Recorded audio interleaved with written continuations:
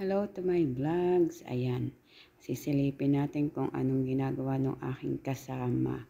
At siya nga ngayon ang naka-assign at nagluluto siya ngayon. So, titingnan natin guys. Tara, samahan ninyo ako.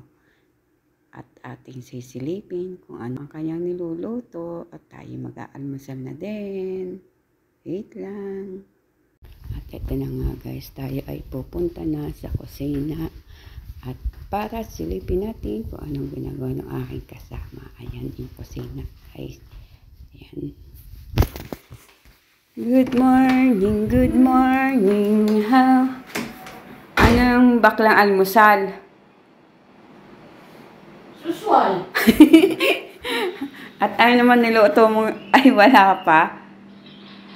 Hindi ko alam kung ano niluto nitong baklang to. At dapat din, bakla dapat wag ka na magluto. Hindi nga, magsayang ka nga. Oo. Niluto ko ulit, niluto mo, lalaw ng suka, toyo, tsaka tubig. Oh, yun na lang kasi Hindi naman lang sa atin, mo. Sana Kaya lang talagang, sawa na kasi tayo sa ano eh. puro na lang manok eh. Kaya nga. Kung may ano tayo, magsopas na lang ba? Hindi mo pa ng hotdog, wala mansa. Butter pa, nilagay mo. Malamang, masarap nga eh. Masarap, kasuka ka nga. Pala eh. Ayan, titingnan po natin kung ano po. At niretouch po niya yung niluto ko kahapon. Hindi po na nakain. Ayan. Dami, nakatugulo na. Ganun. At ito yung kanin, mainit daw. Sabi nun, ayun, mainit. Grabe. Nangat ang kamay ko. Lang ako ng Magkakapera ako. lababo. Bakit tumawag si Bakla?